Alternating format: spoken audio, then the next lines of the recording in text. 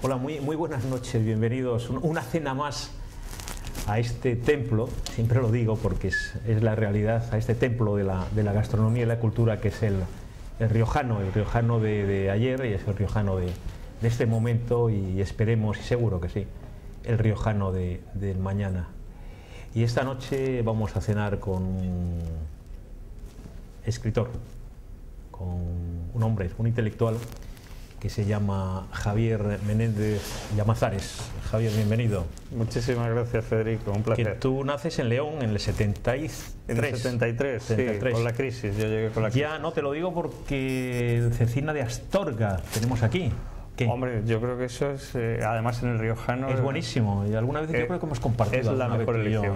Hemos cenado alguna vez. Sí, ya hemos estado aquí. Yo una mesa más larga, con gente como tú, intelectual, y gente de las letras. Me gusta venir con Manolo Arce, que es un poco también casi el... Yo a Manolo le quiero muchísimo. Yo creo que el culpable, en buena medida, de este museo redondo, ¿no? que tiene el riojano, y solemos venir muchas noches. Yo creo que son asiduos él y su mujer Teresa Santa Matilde. Además tenemos una amiga en común que es su sobrina, nuestra Ana Santa Matilde, magnífica, yo la quiero mucho y tú también.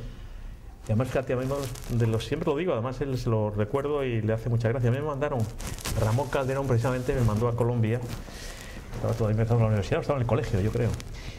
Un libro que nos marcó a mi generación, que se llama Oficio de Muchachos. Ah, claro. Me lo mandó firmado Ramón, muy cariñoso, y yo siempre lo digo, lo leí en Colombia, una de tus obras, Manolo. Tú estudias en la Universidad de León. Estudié, sí, en dos etapas. Primero hice biblioteconomía, que era una carrera extraña. Sí, eso te iba a preguntar qué es, porque... Es una carrera para ratones de biblioteca, digamos. Lo que ocurre es que, bueno, pues poco a poco ha ido evolucionando ese mundo, y de revolver entre papeles se ha pasado a revolver por internet. Entonces tiene dos partes, que es la biblioteconomía, que son los antiguos archivos, bibliotecas, y luego la documentación, que ya es todo esto de organizar la información digitalmente, etcétera, que ya era bastante más moderno. Lo que pasa es que, bueno, yo volví luego después a las letras y después hice lingüística, que es una cosa más... digamos, yo no sabía qué cosa, pero, querido Javier, lo sabía, pero es normal que lo digas tú, que eres el invitado y el importante. A mí me hace una gracia de tu biografía, que te vas a Alemania, te vas a Colonia, y luego vienes a Santander, haces un poco al revés, porque ahora todo el mundo que se va a Europa, y que especialmente de tu profesión y de la mía, que se va mucho a Alemania, los que tienen la suerte de dominar o hablar algo de alemán, pero tú no, tú te vienes de Colonia, Alemania, insisto, te vienes a Santander. ¿Por qué te vienes a vivir a Santander?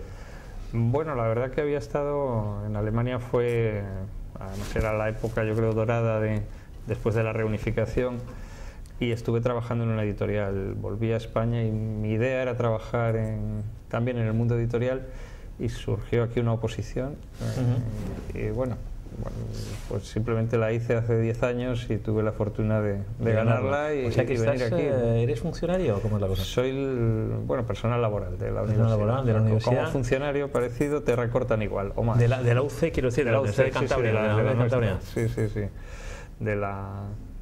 Bueno, pues estaba en Los Castros, ahora estoy en el Instituto de Biomedicina y Biotecnología. Llevo ahí la página web y cosas así. Oye, habéis quedado lo de Cecina y luego no sé, Javier, ¿qué te apetece? A mí lo que me encanta son los chipirones en su tinta que hacen aquí, maravillosos. Hay un problema porque siempre cenamos los tres, o sea, Roberto Macho Quevedo, que tengo esa cruz que lleva conmigo ya mucho tiempo, que vamos a hacer es perfecto, ¿no? Que dio Javier, y luego no hace ni caso, porque luego cada uno nos pone sus platos y sus historias, como se cuida el chico, pues si no se sus cuida, novias y eso, que pues joven, los callos, eso es lo que... Oye, ¿qué problemas tienes tú con el agua? Porque, bueno, todos los charcos... Bueno, la teoría del vaso de agua, pero será el venir aquí, ¿no? Porque yo eres abstemio, ¿no? No, abstemio no, además nos han puesto un buen caldo hoy, que no hemos brindado. Que todavía no hemos brindado. Por tu programa estupendo. Por tener un amigo como tú que escribe muy bien, luego hablaremos. Y sobre todo venir después de Ramón Viadero, que es un maravilloso escritor y un tipo genial. Sí, el miércoles pasado cenamos con José Ramón, yo le quiero mucho a José Ramón. desde posturas diferentes ideológicamente, pero nos llevamos muy bien porque nos une. Cuando nos ponemos muy nerviosos, José Ramón y yo, bueno, lo discutimos, pues nos ponemos, los dos somos profundamente anti-yanquis y los dos defendemos al Frente Polisario, lo cual nos une dos cosas del Sáhara. Con el Sáhara nos une mucho, no, pero perdón. ¿Qué problemas tienes con el agua, querido Javier?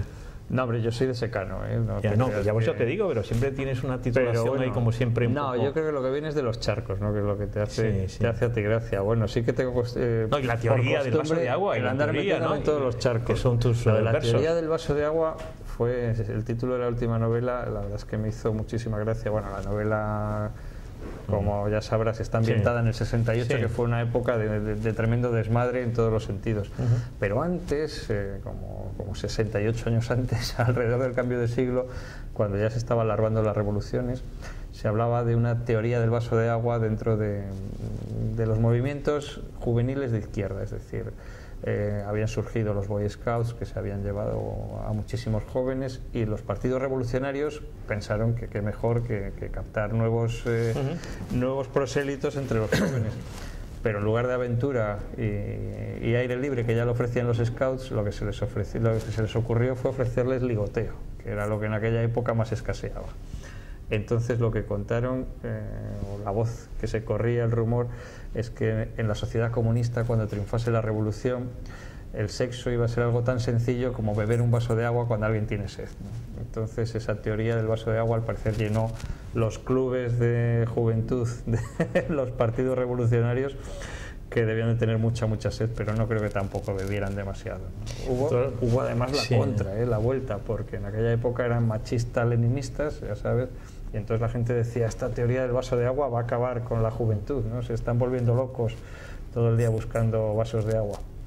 Cuando sí que se bebió mucho debió ser por ahí por el 68, ¿no? Que es cuando ambiento yo la novela. Tú eres muy pequeño, yo era un poquito más mayor, pero en fin, tampoco no estuve en las barricadas, que todo el mundo está en las barricadas. De todas formas, que decías eso, bueno, yo pienso que las revoluciones están todas fracasadas y en fin, lo de la libertad sexual, que se lo preguntan al pobre Reinaldo Arenas, por ejemplo, en Cuba, o se lo preguntan al pobre Virgilio Piñeira, ¿no? O a Lezama Lima, pero en fin. Hombre, bueno, realmente el asunto revolucionario hoy hay que verlo con otros ojos, ¿no? Eso espero. Me parece que hoy día ya tenemos otra visión, sobre todo el rechazo que sentimos todos, o prácticamente todos, porque hay algún loco por ahí, a la violencia, ¿no? Y en eso yo creo que hemos ganado mucho. Otra cosa es que a mí siempre me produce mucha simpatía, o mucha empatía incluso, la gente que quería cambiar el mundo, ¿no? Mejorar las cosas. Otra cosa es cómo lo hicieran y que los métodos fueran más o menos eficaces, pero sí que hay, no sé, esa voluntad de progreso, de mejora, que no tiene muchas veces nada que ver con las ideologías. Yo creo que sí que es bastante loable, o por lo menos rescatable desde nuestro punto de vista hoy día, que es todo tan frívolo y nos lo tomamos tan a la ligera, ¿no? En estos días que se conmemora un año más de la muerte de Albert Camus, de Albert Camus, que estuvo a punto de venir aquí al Dream porque tuvo un contacto importante como Pied Noir con Ramón Calderón en la época de la Argelia francesa. Pues él decía, hablando de los scouts, Javier, que tú has comentado, cuando él era, que luego fíjate le atacaron de reaccionario y cosas, un hombre que estuvo en la resistencia, la gente como Jean-Paul Sartre, que nunca había hecho nada contra los nazis, un hombre que estuvo en la resistencia y era el director de combate del periódico clandestino. Y él decía que qué bien se portaron los scouts católicos, curiosamente en la resistencia francesa, y muchos miembros del Partido Comunista francés casi colaboraron con los nazis. Es curioso, ¿no? Te digo esto porque a mí hay un libro tuyo que me ha sorprendido, el método Coué, que hablas, quiero decir que políticamente no es correcto, porque hablas de un tío tuyo que yo creo que no conociste, que estuvo en la División Azul, que fue piloto de la Fuerza Aérea de la iba a decir gloriosa División Azul, para unos gloriosa y para otros no tan gloriosa, pero en fin. Pero es una cosa que me ha sorprendido, tú que eres un hombre, bueno, un progre, lo digo en el sentido más cariñoso de la palabra. No, bueno, es que bueno, yo lo digo un poco siempre, es un poco coloquial. Bien. Todavía no hemos tomado tequila, te lo puedo decir, es tan coloquial, querido Javier. No, pero en fin, es un libro que me ha sorprendido. Yo no lo he leído, francamente, he leído una parte, tengo que leer de completo, porque además me interesa mucho el tema, por razones que algún día podemos comentar. Y bueno, y me ha sorprendido de que... No, pues fíjate que sí que porque es un libro crítico, no es un libro franquista, digamos, ni falangista. Pero bueno, a mí me sorprende con el cariño que trata la figura de tu tío y bueno, y con la comprensión hacia aquellos años de un lado y de otro, ¿no? De las dos Españas o las dos Europas. Claro, hay cosas que yo creo que hay que superar, ¿no? Precisamente cuando antes hablaba de esa voluntad de cambiar el mundo y que no tiene demasiado que ver con las posiciones ideológicas, me refería, como no, pues también a todos los bandos, ¿no? Hay una parte que olvidamos y es que esa gente eran todos muy jóvenes y la mayoría además yo creo que les movía la buena voluntad. Otra cosa es que luego los actos fueran como fuesen. Obviamente hoy día no tiene ningún sentido andar haciendo revisionismo ni defender una cosa ni otra, pero yo creo que más que juzgar los movimientos políticos de ese momento, a mí me interesan las personas y qué les movía, qué sentían y qué posición tenían en el mundo, ¿no? Y es cierto que esa novela tuvo su cierta polémica. Me recuerdo una entrevista en la que nada más empezar me echaba en cara el periodista, me dice: ¿y cómo se te ocurre hacer una novela desde el punto de vista de los malos? Pero bueno, si empezamos ya hablando de buenos y malos, yo creo que además en un caso como el de este personaje, mi tío abuelo, al que efectivamente no conocí y que con 20 años se ve metido en la guerra mundial, yo creo que él no tiene necesariamente mucho que ver ni con el fascismo ni con la guerra en sí, que a quién vamos a culpar. Realmente es yo creo que sacar un poco de quicio la responsabilidad individual de cada uno, que yo creo que se ve envuelto en acontecimientos en los que más que protagonista casi es el paciente, ¿no? El sujeto paciente. Claro, y además los malos, y le dices a los polacos, ¿no? Después de las pozas de Katyn, bueno, si eran los malos te dirían que eran los soviéticos, hombre, ¿no? Lo que pasa es que tenemos... La KGB. Obviamente tenemos muchos prejuicios a la hora de hablar de esa época, pues por la dictadura, por lo que pasó, pero en cierto modo casi que los españoles allí, a poco que rasques, te das cuenta que fueron casi hermanitas de la caridad, ¿no? Iban allí, desde luego iban a combatir, pero no tenían nada que ver ni con el ejército alemán. Por supuesto, por supuesto. Y había un componente muy grande de idealismo, ¿no? Por supuesto. Esa guerra y el episodio de la División Azul casi suena a las cruzadas, a una época medieval, a un espíritu que hoy día yo creo que nos llama la atención porque es casi irrecuperable, ¿no? Claro, el tema político es cosa aparte, pero yo creo que hay que juzgar, o hay que mirarlo, no juzgar, sino quedarnos con las personas, ¿no? Sí, además venía por aquí, entonces, luego fue general y tuvo la labor de San Fernando, pero uno de los héroes de la División Azul, el capitán Palacios, venía mucho aquí al Riojano, se sentaba muy cerca de donde vamos a hacer esta noche, Javier, y él cuenta en Embajadores en el Infierno, que es un magnífico libro, como sabéis, magníficamente bien escrito, de que jamás, es decir, que él posiblemente se salvó, o se salvaron los españoles en un campo de concentración rusos, porque la población rusa les protegió. O sea, y ahora han vuelto a recuperar los cadáveres, etcétera y tal, y la población rusa recuerda con cariño entre comillas, al ejército claro, español, que no hizo nada de malo en el sentido de genocida, y curiosamente también al ejército finlandés, o a los voluntarios finlandeses que estuvieron allí, curiosamente. Los españoles nos pasa algo raro, ¿no? Yo no sé si es que tenemos un síndrome de Estocolmo tremendo, pero allí donde vamos nos enamoramos del sitio, parece que estamos deseando empadronarnos en todas partes, ¿no? Yo conozco a alguna gente de León incluso, bueno, pues que estuvieron allí y todos los que fueron son enamorados absolutamente de Rusia, escriben diccionarios rusos españoles o les llaman después el ruso, incluso acaban volviendo, intentando o se traen la novia, que también pasó con muchos, ¿no? Y, o sea que es que algo nos pasa a los recuerda a Fernando Vadillo. Bueno, claro. Es una maravilla, es un magnífico escritor. Y bueno, y el libro del Capitán Palacios, que creo que hizo Luca de Tena, ¿no? Luca de Tena es premio de literatura hispanoamericana del año 55, 56. Bueno, pero además ese episodio es magnífico, es un libro magníficamente escrito. Es tremendo, porque por ejemplo estuvo Luis Buñuel con aquel actor maravilloso que era Luis Tiges. Claro. Pintaba, Luis Buñuel, perdón. Luis Tiges estuvo allí, claro. Luis Tiges y Luis García Berlanga. Claro. Pues ahí estuvo de combatiente en primera línea. También había muchos que se apuntaron solamente para poder pasar. Sí, pero no tantos como dicen, ¿eh? Pero bueno. Oye, cuéntame, querido Javier Menéndez Llamazares, cuéntame qué tal, bueno, muy bien, tu columna del diario, pero bueno, cuéntame lo del diario. No, el diario, la verdad que yo creo que es un privilegio, ¿no? Porque ahora mismo que están la semana en todo pasada el mundo, te leía precisamente, yo bueno, te leo con frecuencia. Pero fíjate que ahora que están en todo el mundo cerrando cabeceras históricas, sí, periódicos que se hunden, y el diario parece que tiene una vitalidad que afortunadamente yo creo que no se va a acabar nunca, ¿no? Aparte de que en los últimos años ha habido, bueno, pues Castañeda inició una renovación, y en la última temporada ha cambiado, yo creo, bastante la cara del periódico. Hay muchísimos columnistas nuevos, y además que tiene una gran virtud, y es que es un espacio abierto, donde encuentras posturas de todos los signos, de todos los colores, y muchísima libertad, ¿no? Yo creo que el diario es un lujo, además con esa pujanza que tiene, porque ya sabes que lo que no sale en el diario a veces parece que no existe, ¿no? Pues, sí.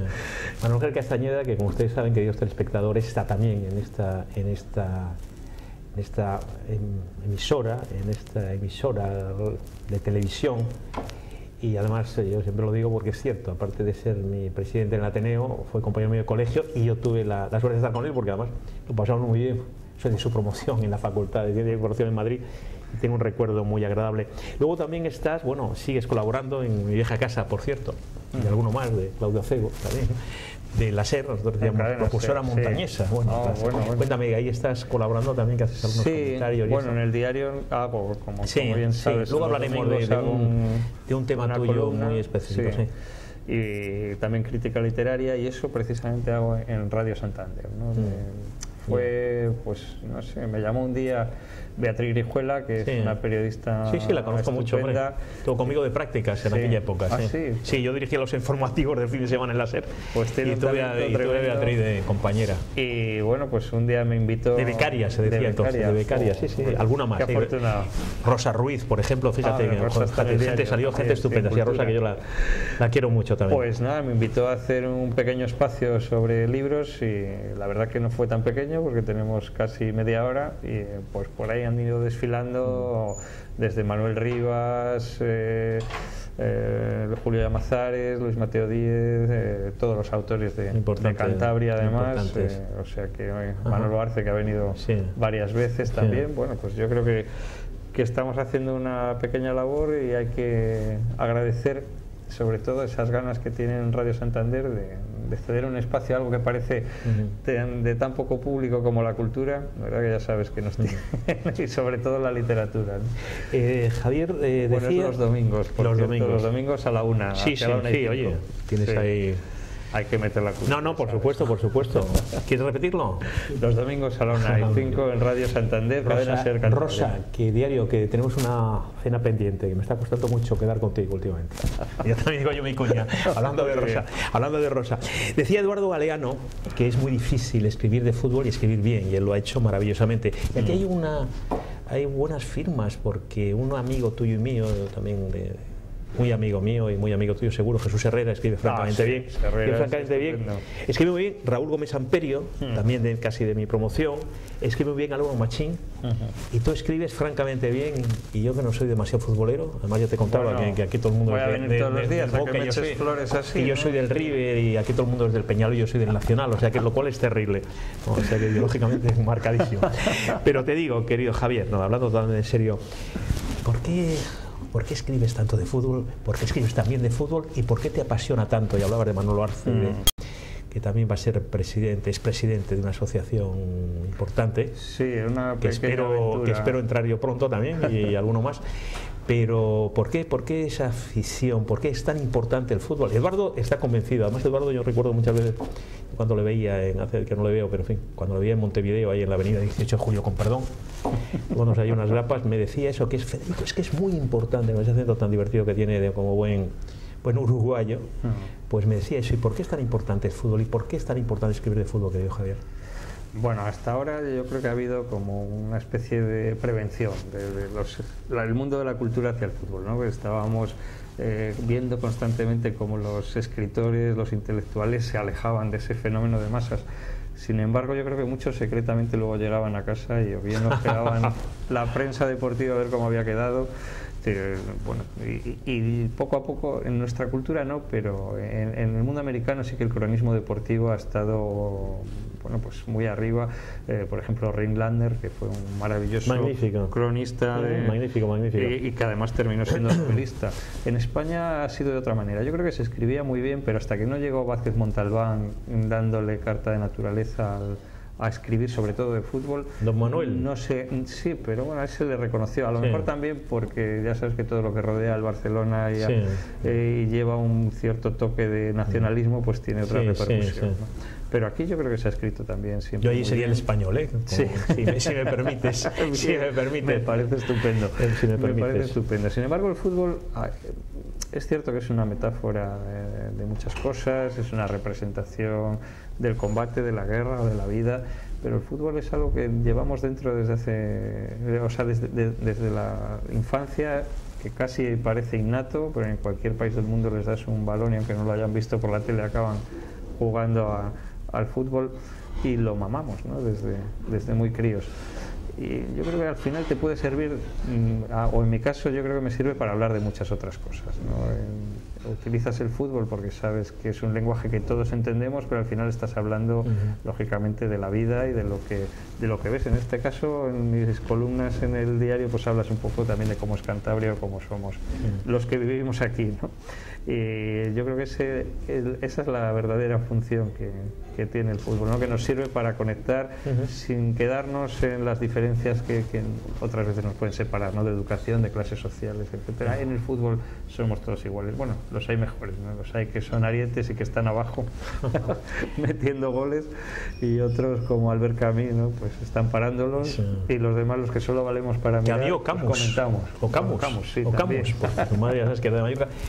Tenemos que terminar. Yo quiero hacer una pregunta antes de terminar. Lo que sí recordarle, y ahora que hablaba Javier Menéndez Llamazares de casi el último caudillo, y hablando de Uruguay, de Julio María Sanguinete, me comentaba hace demasiado tiempo, yo creo que este verano, me decía yo, en fin, que por qué yo era del Nacional, y decía, es que tienes que ser, Federico, tienes que ser del Peñarol, es que el Peñarol es una religión, decía Julio María, que por esto escribe maravilloso, y es el último caudillo, a pesar de que ha sido un presidente totalmente democrático, pero decían que era el último gran caudillo de la zona.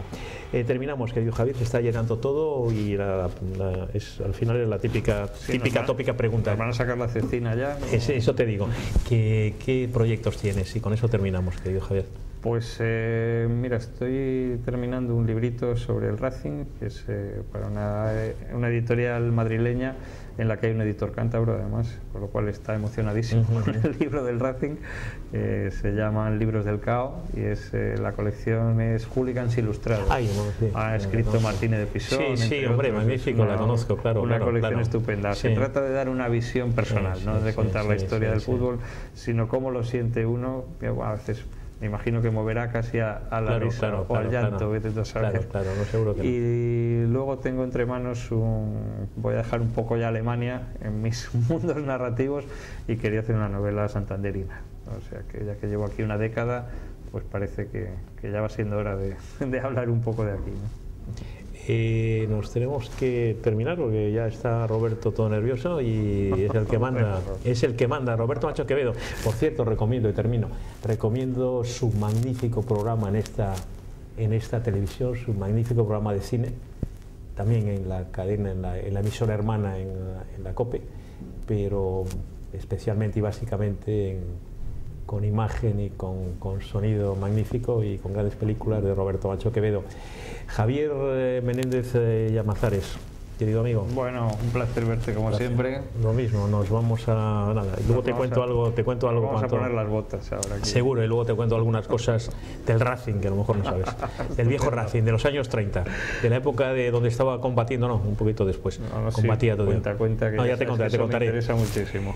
Muchísimas gracias por estar una cena más, una noche más con nosotros desde aquí, desde el templo, lo repito, desde el templo de la gastronomía y del templo de la cultura, que es el riojano casi diría Camus, inmortal. Gracias.